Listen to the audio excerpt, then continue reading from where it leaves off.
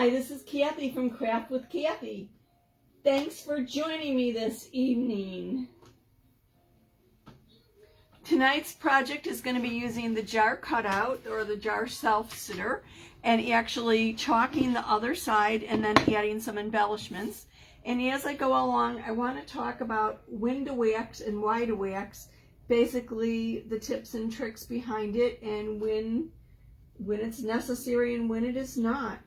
So come along, grab something to drink, sit down, get comfy, and we'll jump right in on this. Let me know where you're watching from. Say hello, drop me a comment in the comment line. If you have any questions as we go along, please feel free to just drop them in the comments, and I will respond as soon as I see them. If there is an issue and I'm not seeing your comments, I will respond after I've completed the video and when they pop up. So with that all said, welcome to Craft with Kathy, and let's get started on this.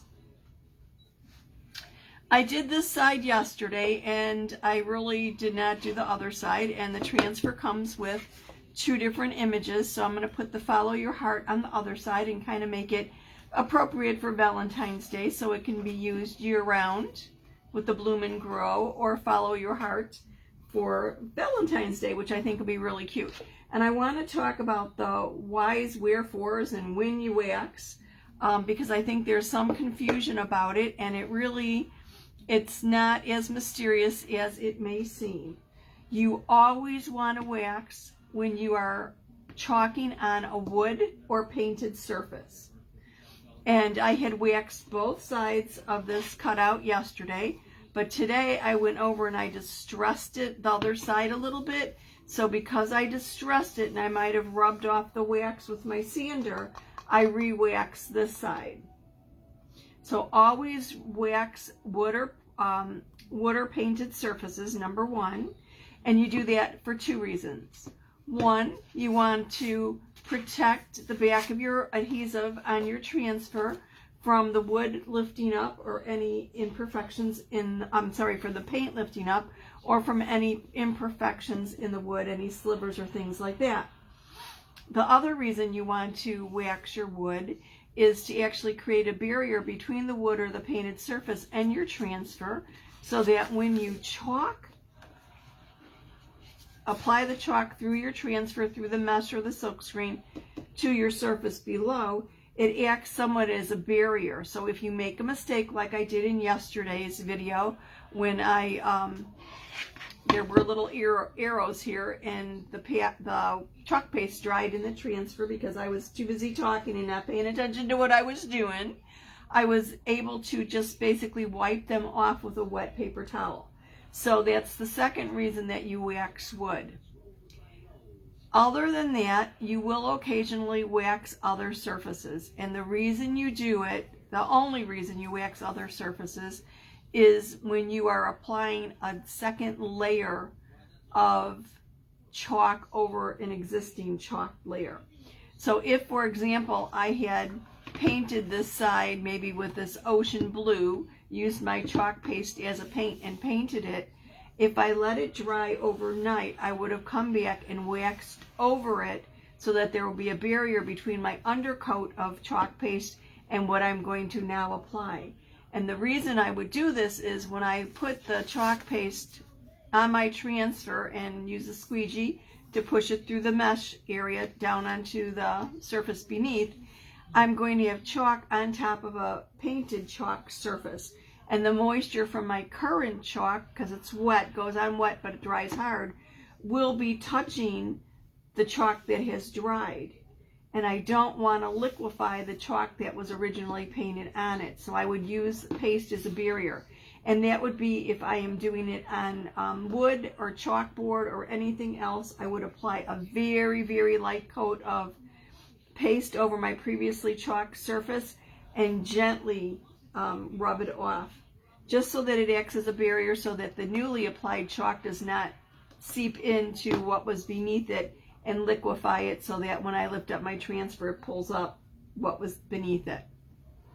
So actually 3 different reasons to use wax, but you never use wax on glass, metal, or chalkboard unless you are actually putting chalk on top of chalk, and then you use it as a barrier. So with all that said, let's get started with this. I'm going to fuzz my transfer on the terry side of my fuzzing cloth. One side's terry, the other side is microfiber. And I know some people have asked me, well, what do you need the microfiber for? The microfiber is great for drying your chalkboards once you've erased a design or you've removed it. And it's also good for actually drying your transfers. Now I peeled the backer off of the transfer. One side's glossy like a freezer paper. The other side is dull. The glossy side always goes against the adhesive side of your transfer. So I'm just deliberately applying a little bit of lint to the back of my transfer so it doesn't stick quite as snugly. If I was doing this on glass or metal, I would fuzz it probably many more times, almost to the point where there was very little stick left, if that makes any sense.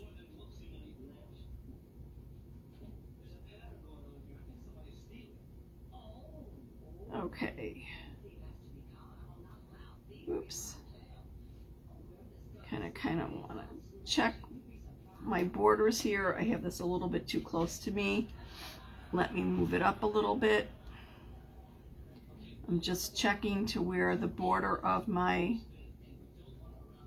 cutout is, and it's a little bit harder to see because I actually distressed it, so instead of it being the bright white showing through, I might be seeing a little bit of the distressed area. Okay, I think I need to move it just a hair up. And when you put your transfer down, you want to make sure that there are no air bubbles underneath the silk screen portion.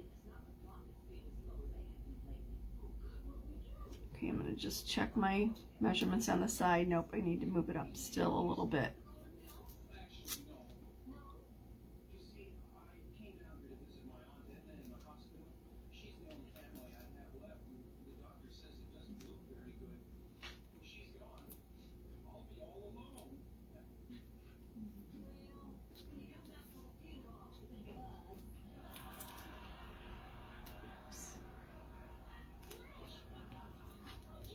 Okay, I think this is looking, no, I moved it up a hair too much. How do you like that? Okay, I'm going to bring this a little bit closer to me so that I could see it. I'm feeling with my fingers. I see an air bubble there. I'm just lifting it and resetting it down. And you don't have to press hard, just lightly press, just make sure there's no air bubble. So I am actually going to use a lot of red here. This is my candy apple red. Hi Terry, how you doing? And being that I'm making this suitable for Valentine's Day, I'm going to do my words and my heart and arrow in the candy apple red. And I will do my little directional thing, or like my arrow, my movement in the ocean blue that I'm going to actually do the outline in also. So you just apply it to your transfer, going over the silk screen, pushing it through. You don't have to apply a lot of pressure. You just want to remove any lines, make sure you've got good coverage, remove the excess. And then I want to get in here and get the arrow onto the heart. Okay, got to get the top of the arrow there. Got it. Clean that up. Put the excess back into my jar. Simple and easy. Now I'm going to lift this, kind of a paste and peel, and check it out before I go on to my next color. That looks good. I'm going to set this down gently again. Make sure that it's down where I still have to paste, and my heart looks beautiful. Oops, a little tiny bit of my arrow I missed. Let me come back in here and see if I could catch that. Right at the top there. Okay. Yep, got it. Okay. So, let me cover up my red. And actually I'm going to do my lid in my Shimmer Harvest, but I'll leave that to the end. And oops, I thought I had my multi-tool out here. Let me kind of dig for it. I've got it hidden behind my computer. I'm going to use this to put the ocean mist. I called it ocean blue. It's ocean mist for my outline. Just make sure that's nice and smooth, because my multi-tool has a nice small narrow little squeegee on the end of it. Perfect for getting into tight spots.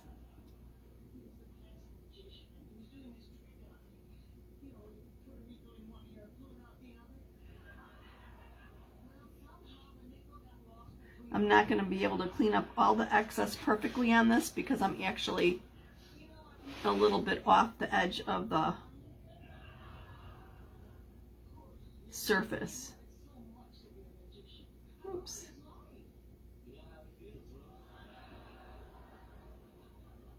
Get my little squiggle here.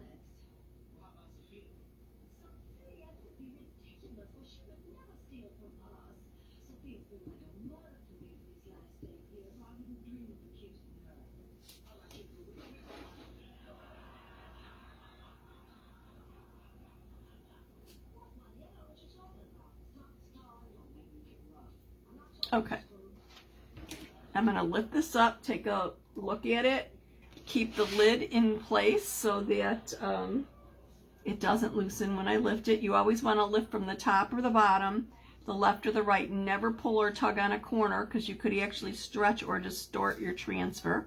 Remember, it is vinyl and silkscreen. That looks pretty good. And I'm going to just set that gently back down. I'm pressing where there's no chalk just to secure my transfer. And then I'm going to add the little shimmer harvest right here on the top. I've previously stirred all my paste to make sure they're the proper consistency. You want your chalk paste to be somewhere between a yogurt and a sour cream.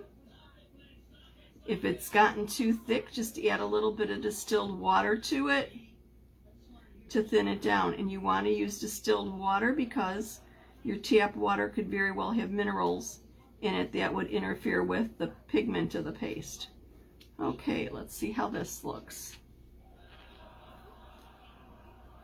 Okay, peel and reveal. I'm going to actually go into the washroom and clean that transfer when I'm done, because I don't like with the red paste, it's so deeply pigmented. To try cleaning it on my surface really gets kind of messy. But isn't that cute and adorable for Valentine's Day? Now, it needs a little bit of embellishments, and I don't want to play around with this too much while it dries. It's going to take about 5 to 8 minutes to fully dry, and I have a little dryer. If I wanted to, I could come over here and dry it, but I'm going to just set it up, flip it around, show you the other side, and I'm going to put a little embellishment on my Bloom and Grow. I can't lay it down. I'm just let it sit here and dry. And where did I put them?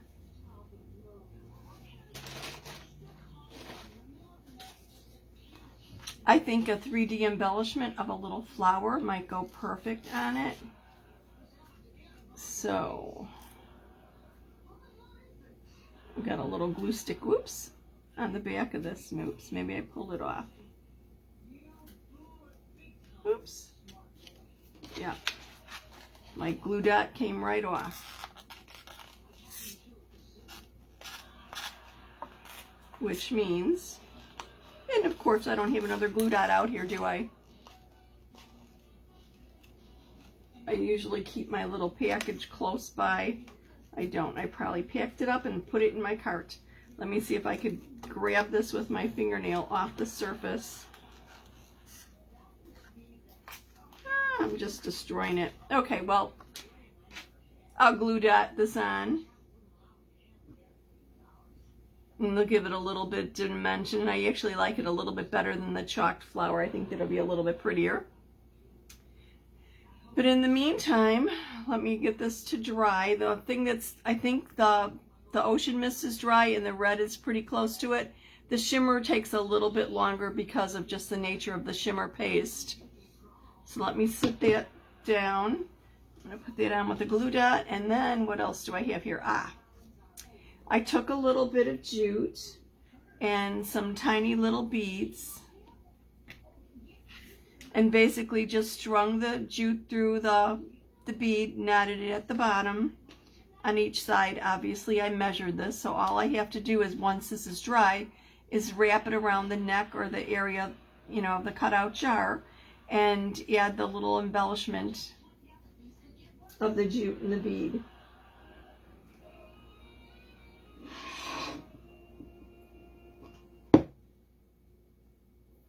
I think I could actually do it now. So let me stand that up.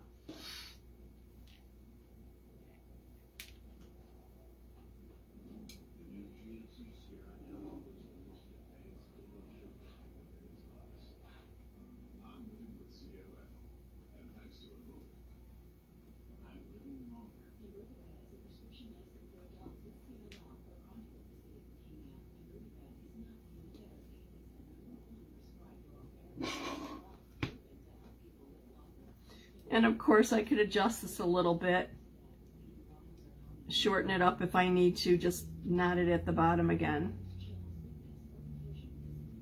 I did a little guesstimate when I first cut it.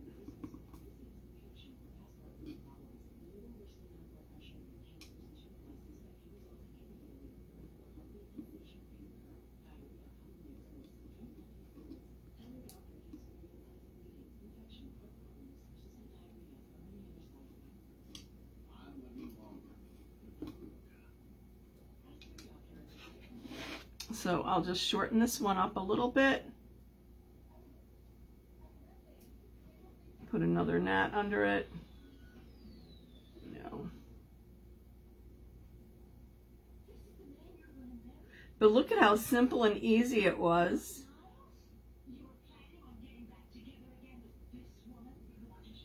To just add a totally different look and make it suitable for display year-round. Okay. And when I distressed this, all I really did was, instead of using a sanding block, I just actually used an acrylic nail file. So easy peasy. I might have to finagle a little bit to get that to hang down. But how simple and easy was that? So we've got You Follow Your Heart for Valentine's and Bloom and Grow for every day. Quick and simple. If you're not familiar with Club Couture, comment Club below and I will send you some information about our monthly subscription package. It's $19.99 a month plus tax. Shipping is on us. Club members have privileges this month.